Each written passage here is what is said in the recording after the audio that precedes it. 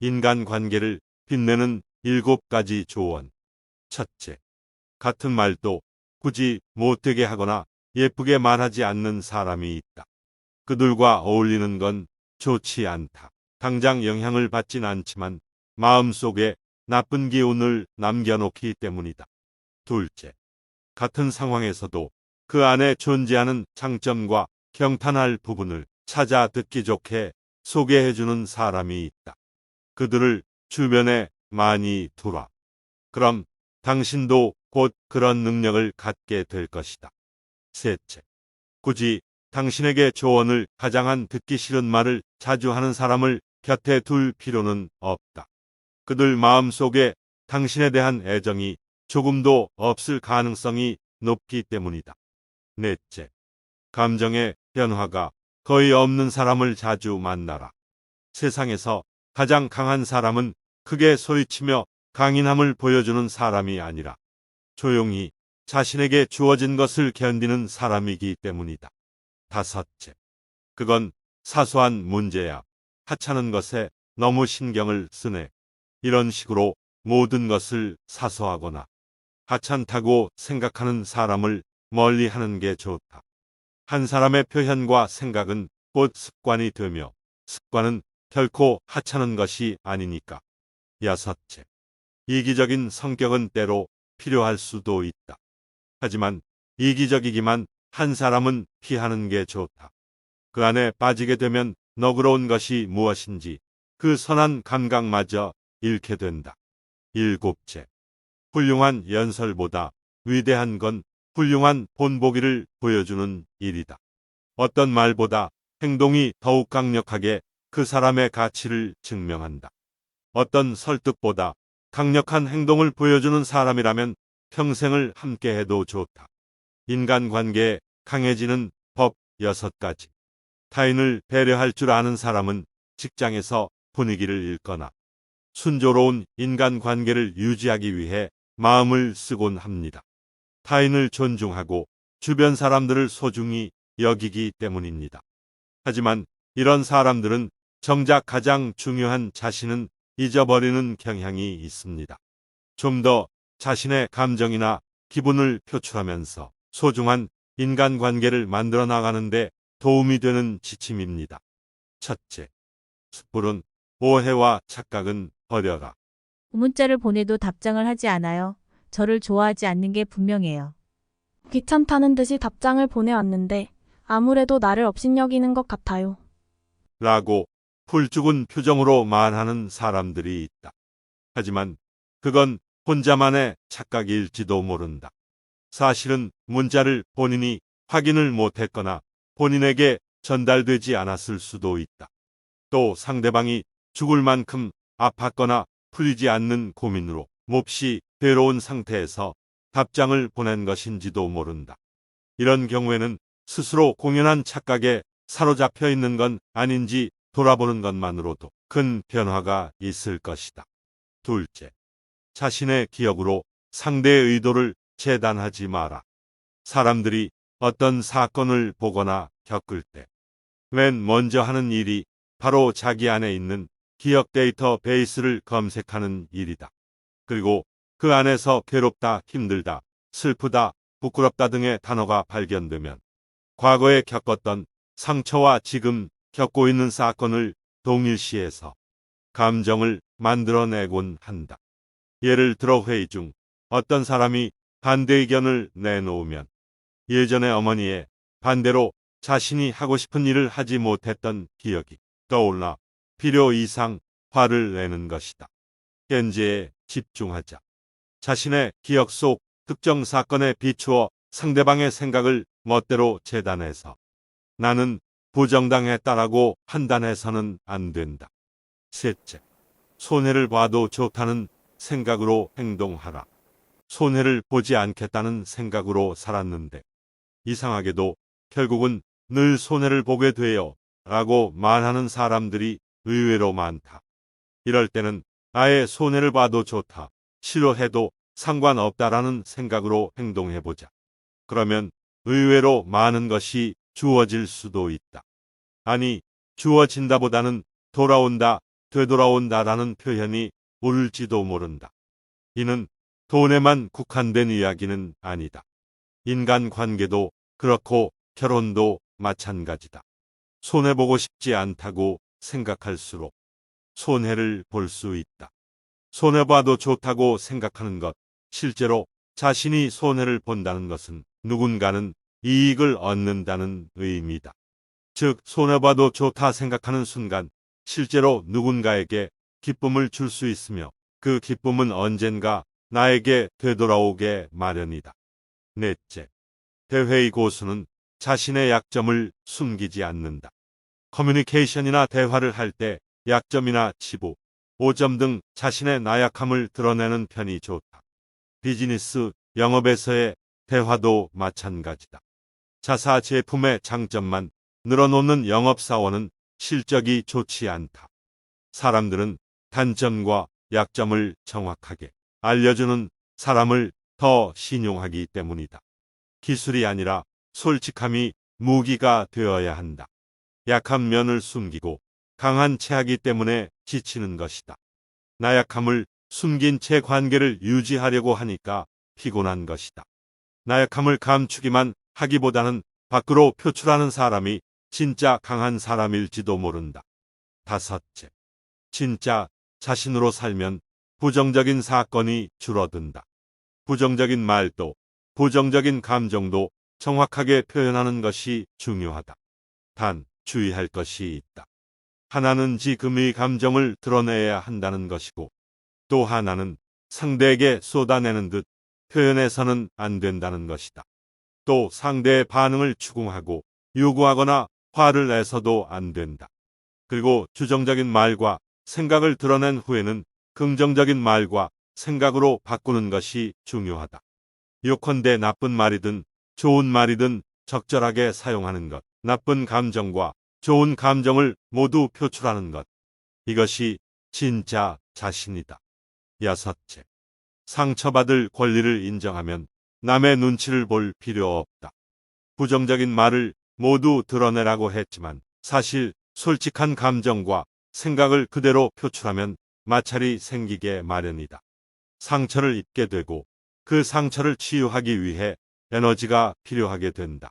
그래서 바보 취급을 당하느니 감정과 생각을 드러내지 않는 편이 좋다고 여겨질지도 모른다.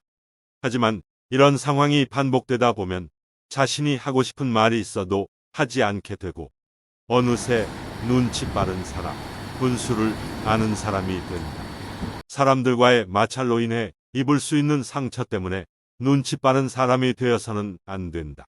그 상처로부터 도망치기 위해 말하고 싶은 것, 하고 싶은 일을 포기해서도 안 된다. 그보다는 부딪히고 상처받고 노력하고 바보 취급당할 수도 있는 그런 자신마저도 온전히 인정해주는 것이 좋다. 인간 관계가 좋은 사람들의 특징 5가지.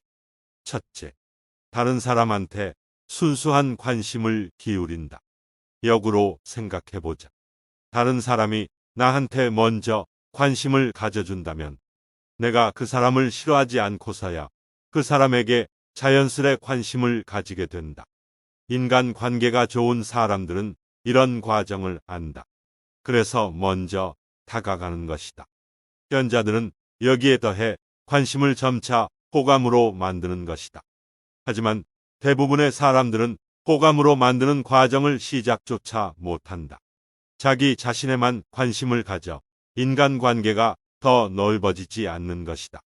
중요한 건 순수한 관심이다. 어떤 목적이나 흑심을 품고 상대방한테 다가가면 상대방은 악의를 눈치챌 확률이 높다.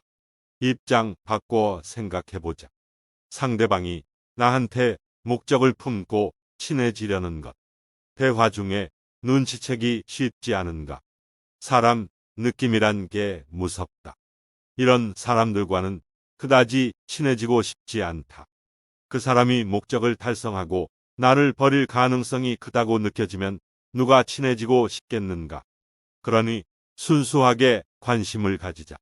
그냥 상대방에 대해 알고 싶다는 관심만을 보여주면 된다.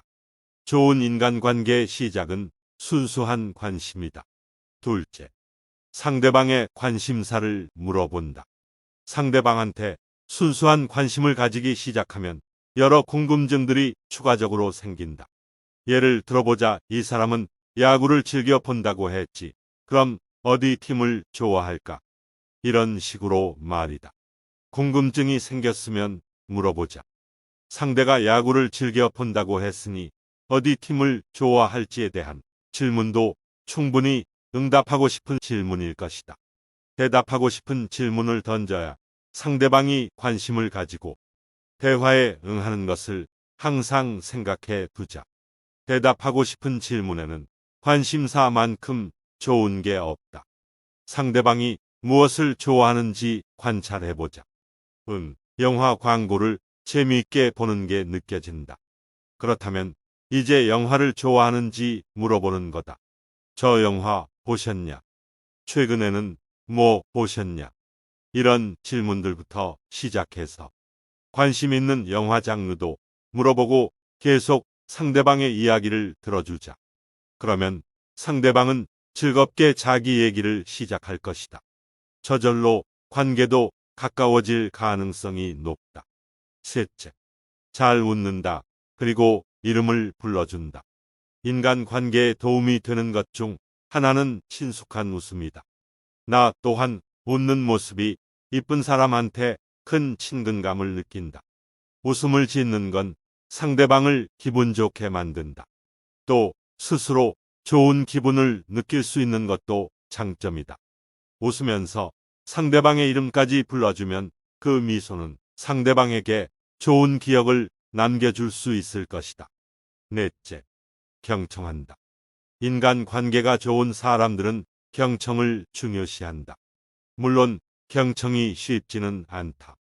우리도 할 말이 많기 때문이다.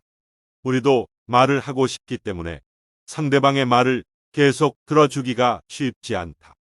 쉽지 않은 건 알지만 이럴 때마다 계속 호응해주자. 상대방의 말을 끊고 하고 싶은 말이 목구멍 끝까지 올라올지라도 더 많이 듣겠다고 스스로 의식해야 한다. 이렇게 계속 경청을 하면 상대방이 우리를 말 주변에 있는 사람이라고 느낄 수 있다. 경청하는 사람이 되자.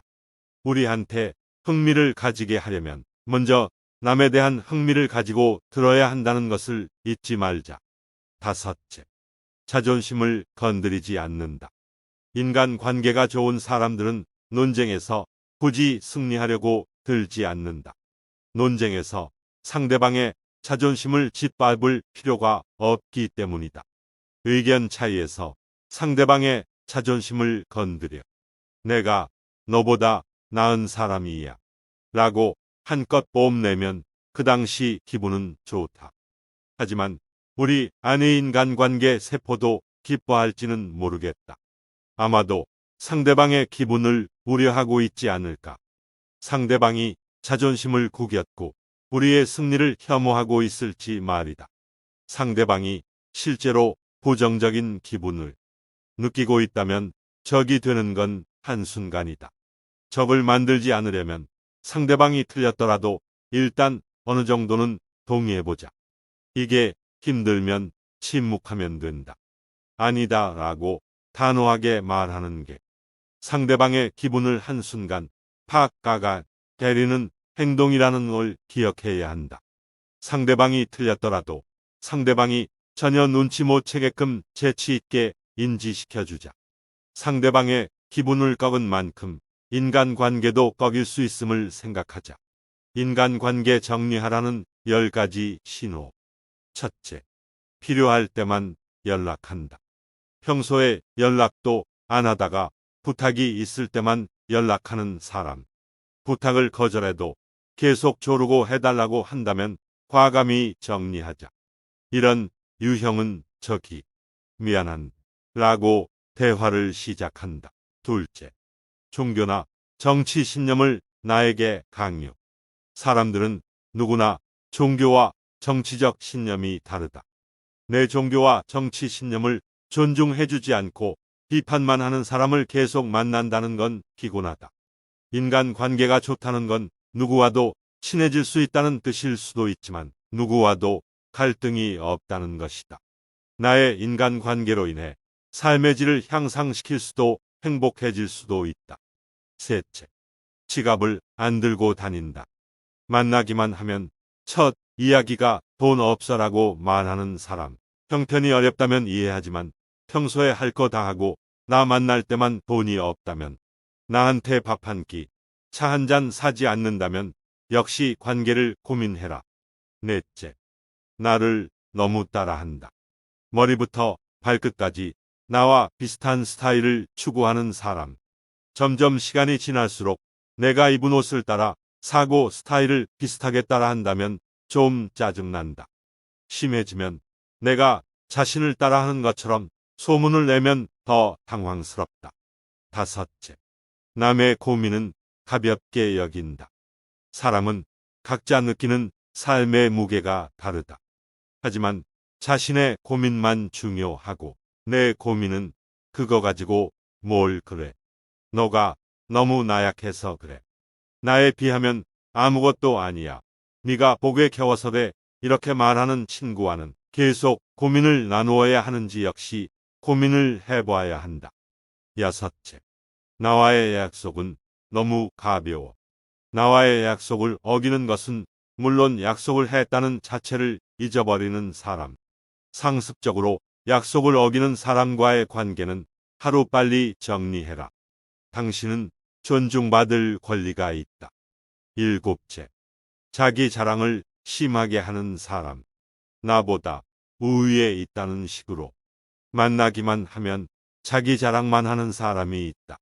누구나 좋았던 시간이 있고 자랑하고 싶은 일도 있지만 과하면 꼴불견이고 피곤하다. 여덟째, 같은 고민을 무한 반복. 고민을 털어놓는 이유는 조언이 듣고 싶어서다. 하지만 만나기만 하면 어린아이처럼 똑같은 고민을 반복하고 조언을 해줘도 듣지 않는다. 이런 사람들은 그냥 자기 말만 하고픈 것이다. 아홉째, 만나면 우울한 이야기만 합니다. 살다 보면 우울하지 않은 사람은 없지만 만날 때마다 우울하고 우중충한 이야기만 늘어놓는 사람이 있다. 그러면 어느 순간 나까지 우울해지고 힘 빠지게 한다. 열째, 만나면 괴로워. 약속이 잡히면 취소가 되기를 바라고 만나도 재미도 없고 핑계를 대서라도 집에 가서 쉬고 싶다. 이런 기분이 든다면 그 상과는 더 관계를 유지할 필요가 없다는 신호다.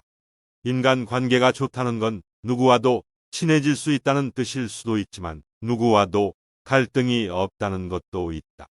자연스럽게 타고난 성품일 수도 있지만 더 많은 이들은 오랜 노력을 통해 이런 태도와 습관을 자연스럽게 만들어냈다.